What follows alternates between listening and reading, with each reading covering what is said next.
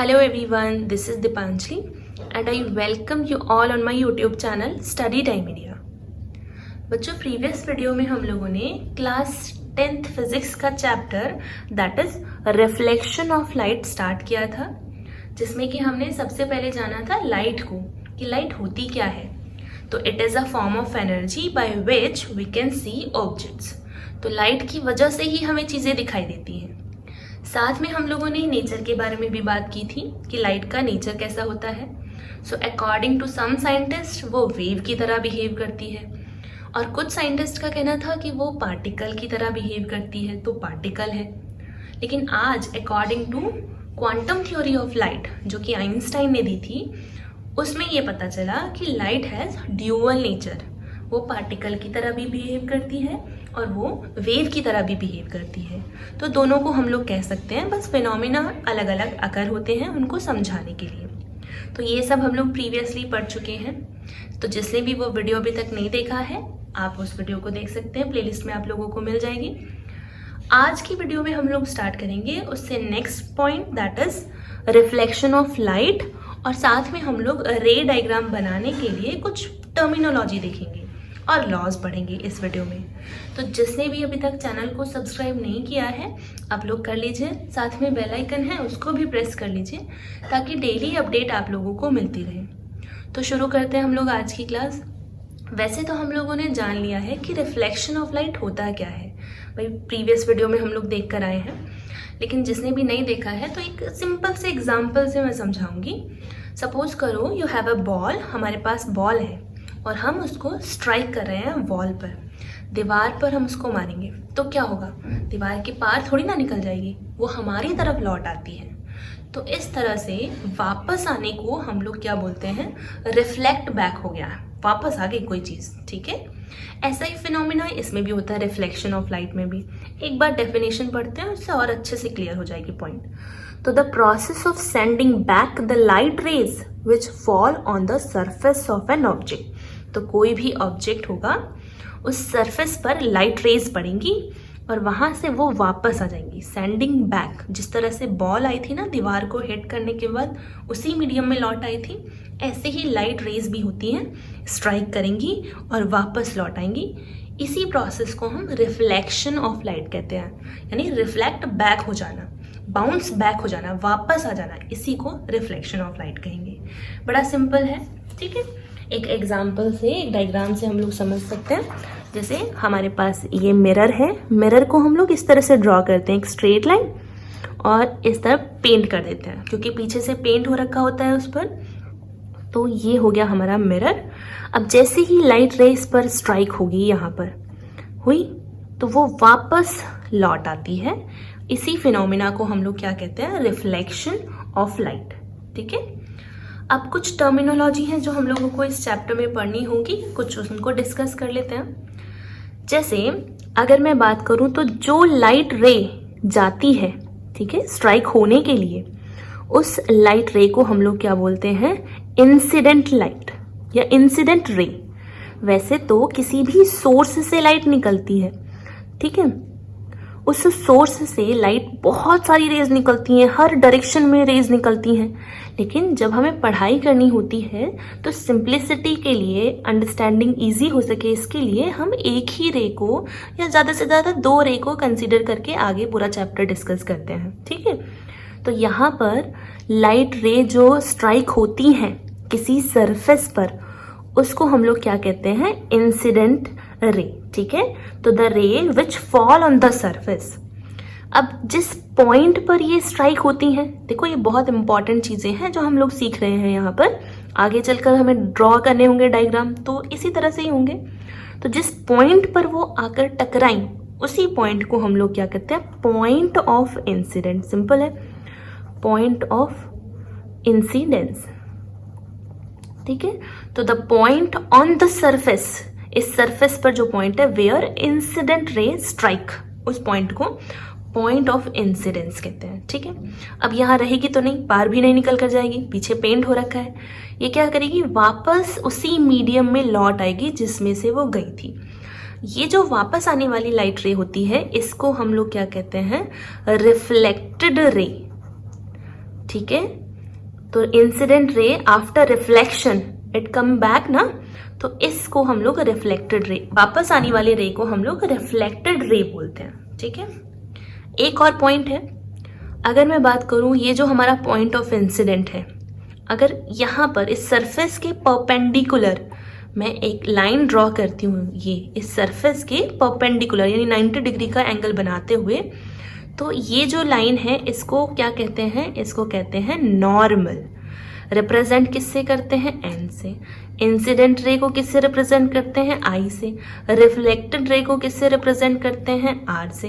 Point of incident को हम लोग POI लिख सकते हैं, लिखना चाहो तो, अदरवाइज इतनी ज़रूरत नहीं होती। ठीक है, बाकी ये तो 3 इम्पॉर्टेंट ही है, incident ray, point of incident पर नॉर्मल और रिफ्लेक्टेड रे।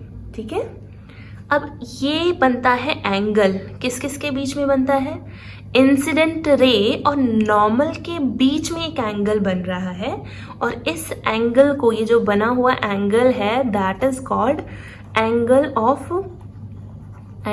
Of incidence. ठीक है, angle of incidence and represented by angle I, तो ये है एंगल आई। और नॉर्मल और रिफ्लेक्टेड रे के बीच में जो एंगल बनता है, this angle is called angle of reflection.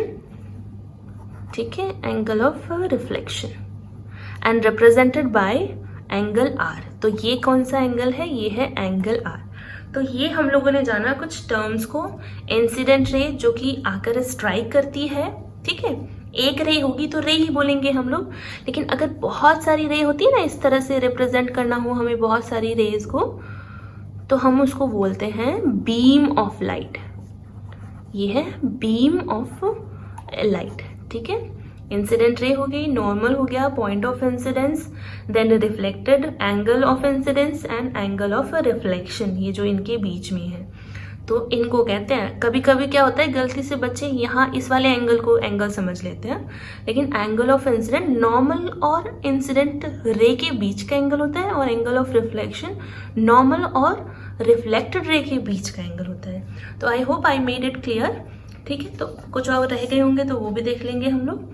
Ray of light हम लोग डिस्कस कर चुके हैं, एक रे होगी। लाइट बीम जो होती है, हम लोगों ने देखा कि बहुत सारी लाइट की रेज को इकट्ठा हम लोग बीम ऑफ लाइट कहते हैं। पैरेलल बीम, अगर इस तरह से एक दूसरे के पैरेलल लाइट रेज जा रही हैं, ट्रेवल कर रही हैं, तो वो पैरेलल बीम हो गया।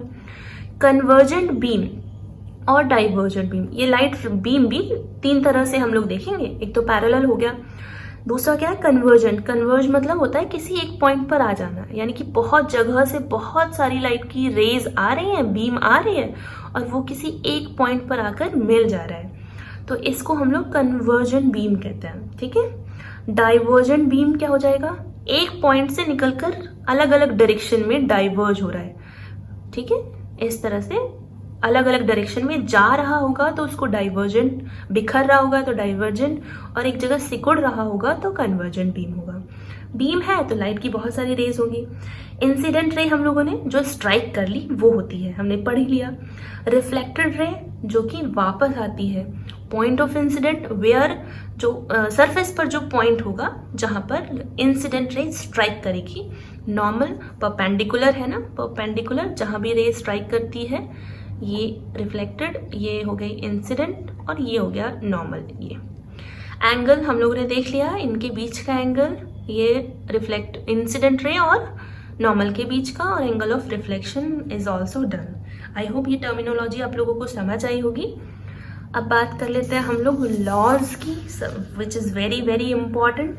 तो लॉज ऑफ रिफ्लेक्शन एक बार देख लेते हैं। There are 2 laws of reflection, first law है और सेकेंड लॉ है, एक एक करके डिस्कस करते हैं। तो according to first law of reflection, the incident ray, the reflected ray and normal all lie in a same plane.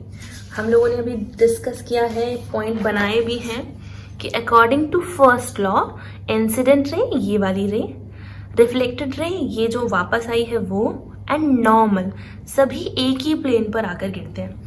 ऐसे समझते हैं, जैसे मान लो ये एक प्लेन है, ठीक है, ये प्लेन सरफेस है, इस पर जैसे ही ये लाइट की रे स्ट्राइक हुई, ठीक है, ये कौन सी रे है हमारी, ये है इंसिडेंट रे, ठीक है। ये क्या है हमारा पॉइंट ऑफ इंसिडेंट। यहाँ पर अगर मैं इस तरह से परपेंडिकुलर ड्रॉ कर दूंगी तो वो क्या हो जाएगा, नॉर्मल, ठीक है। अब जैसे ही ये लाइट इस पर आई, यहाँ नॉर्मल है हमारा, तो ये क्या करेगी, स्ट्राइक होने के बाद जैसे आई उसी तरह से ये वापस चली जाएगी। अब ये वाली कौन सी रे हो गई, ये हो गई रिफ्लेक्टेड रे।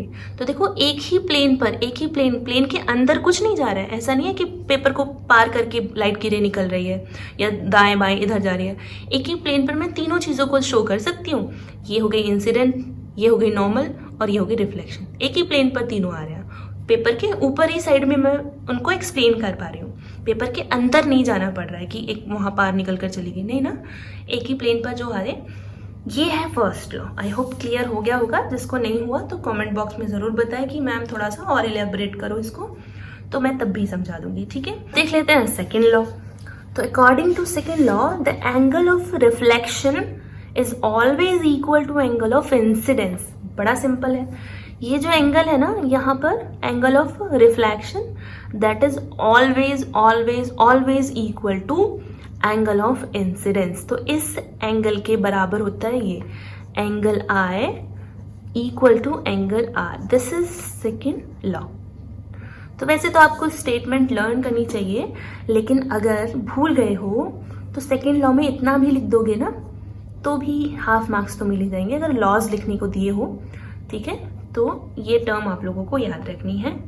क्या क्या हमने पढ़ा, हमने लॉज ऑफ रिफ्लेक्शन को देखा फर्स्ट लॉ में कि तीनों incident ray, reflected ray, normal, तीनों एक ही प्लेन पर लाई करते हैं। सेकेंड लॉ में हमने देखा कि दोनों एंगल ऑफ इंसिडेंस और एंगल ऑफ रिफ्लेक्शन बराबर होते हैं। Let me ask you a question. जैसे अगर मैं बात करूं, ये जो एंगल है एंगल ऑफ इंसिडेंस वो 30 डिग्री है। सो ये कितना होगा एंगल आर, कितना होगा according to this law 30 degree. Simple ना, जितना ये एंगल ऑफ इंसिडेंस होता है उतना ही एंगल ऑफ रिफ्लेक्शन होता है। तो निकालने की जरूरत नहीं, बस नंबर देखो और लिख दो कि यही होगा इसका आंसर, ठीक है। तो इस तरह से हम लोग समझ सकते हैं। एक और पॉइंट है, ये तो रही बात तब जब हमारी जो सरफेस पर लाइट की रे, इंसिडेंट रे थोड़ी सी टेढ़ी होकर गिरती है, ठीक है, थोड़ी सी बेंट होकर गिर रही है। लेकिन अगर लाइट की रे, ये हमारा प्लेन सरफेस है, अच्छा यहाँ ये जो मिरर होता है ना, मिरर आपने देखा होगा मिरर, तो मिरर पर रिफ्लेक्शन के लिए क्या पेंट करते हैं, पीछे से सिल्वर की पेंटिंग की जाती है।